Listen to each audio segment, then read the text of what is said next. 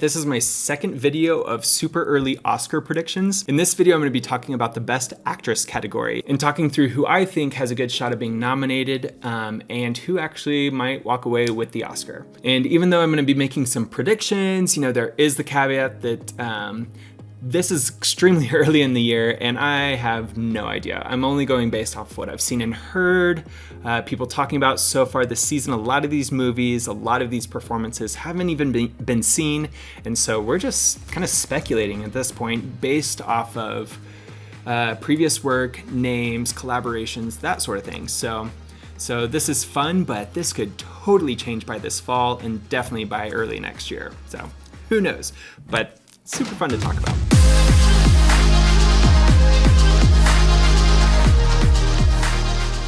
What I'm going to do is I'm going to go through, I have a list here of my top 5. So these are the top 5 actresses that I think have a good shot at being nominated. So the first actress on my list is Cate Blanchett. And why not? Any good Oscar prediction list any year should have Cate Blanchett on it, probably. She's just fabulous in everything she does. She is one of my all-time favorite actresses, so I'm probably very biased here. But she is starring in the film Tar this year. And so Tar centers on Lydia Tarr, who is widely considered one of the greatest living composers and conductors, and the first ever female chief conductor of a major German orchestra.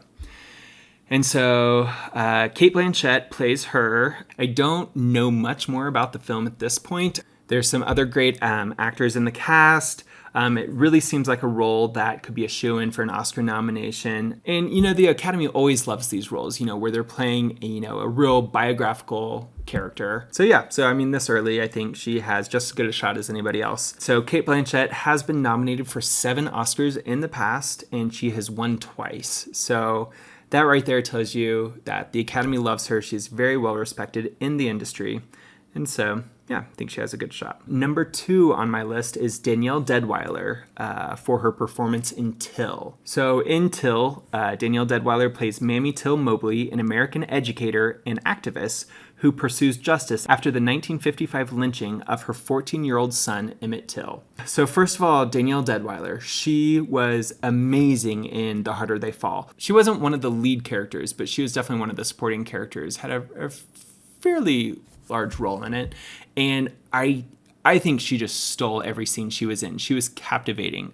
Just really loved her character. She was just so fun. She fully embraced the role she was playing. So I'm really excited to see her in her larger role and taking the lead in a film and seeing what she does with that. Yeah, in this role, I think there's going to be a lot of opportunity to showcase her acting chops. And I'm really excited about this film, and I think it'll probably be pretty heavy, but I think it's going to be really powerful, and I think she's going to have the opportunity to really showcase just what an incredible actress she is. So really excited about that. I could easily see her as the winner in this category. And Danielle Dweiler has never been nominated before, so this would be a first-time nomination. Next up on my list, I have Regina King for Shirley. And so this film is a biopic about Shirley Chisholm, the first Black woman to be elected to the United States Congress in the 1960s.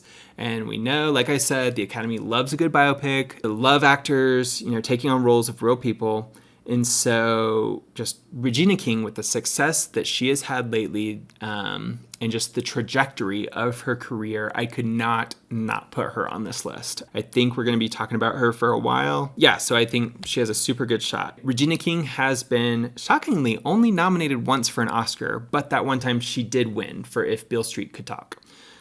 So far, she has a pretty good track record of wins to nominations. All right, next up on my list is Michelle Yeoh for Everything Everywhere All at Once. So this movie has already come out. It's a early in the year movie, and Michelle Yeoh was absolutely incredible. I mean, the movie's already come out. You've probably heard people talking about the movie in general, but also her performance.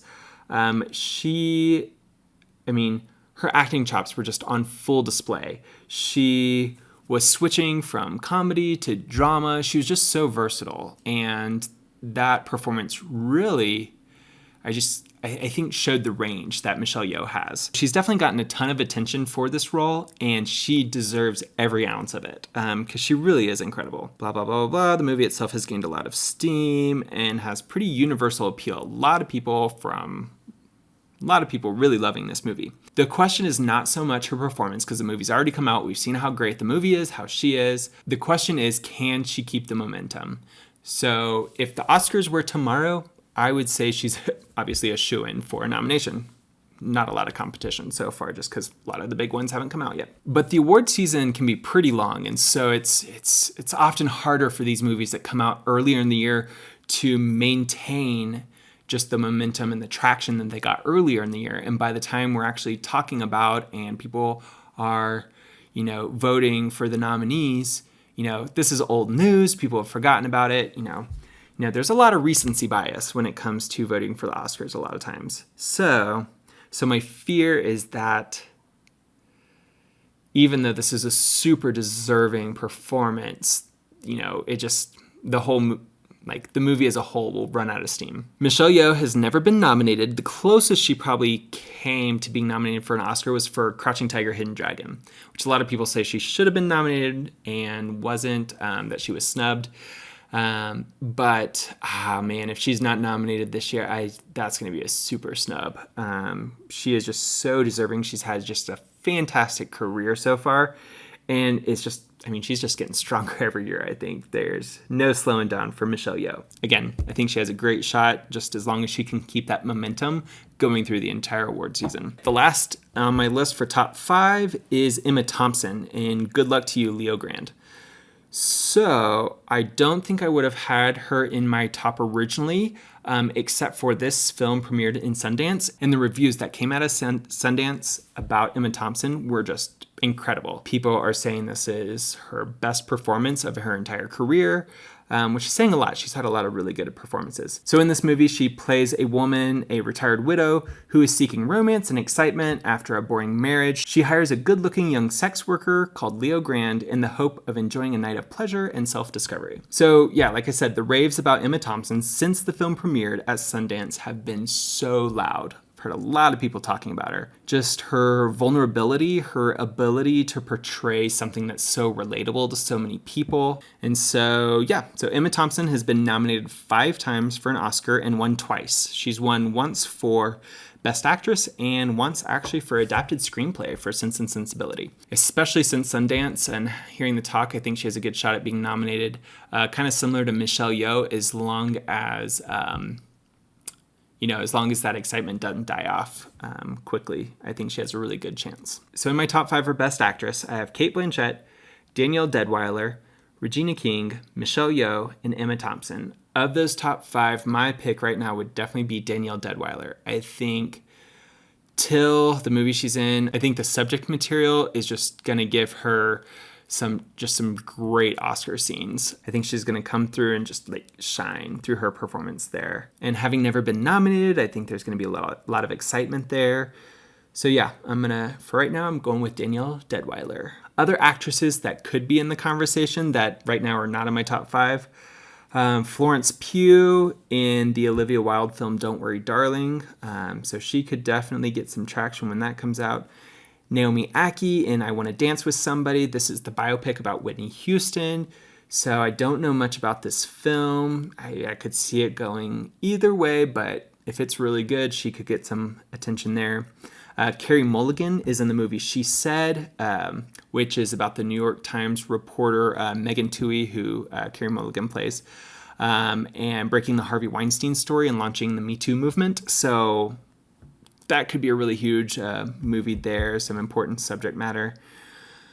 Margot Robbie is in Damien Chazelle's Babylon, so she could be in the conversation. Then the last 2 actresses on my could be in the conversation list is Viola Davis for The Woman King and Olivia Colman in Empire of Light. So both these movies are movies I'm really excited about, and you can just never count these 2 actresses out. Viola, Olivia, they are the cream of the crop when it comes to our current best actresses around right now. So never counting those 2 out. So they're not in my top 5 right now just because I haven't heard any specifics about their performances, but they very well could enter the top 5 before the season is over. So that's all I've got for now. Definitely keep an eye on all of these actresses. Like I said earlier in the video, who knows how this is all going to play out. It's so early in the season, but I'm excited to see what happens. Definitely some great films coming out this year. Thanks so much for watching this video. If you enjoyed it, please give it a thumbs up. It really helps my channel when you do that, so I appreciate that. And I will see you in the next one.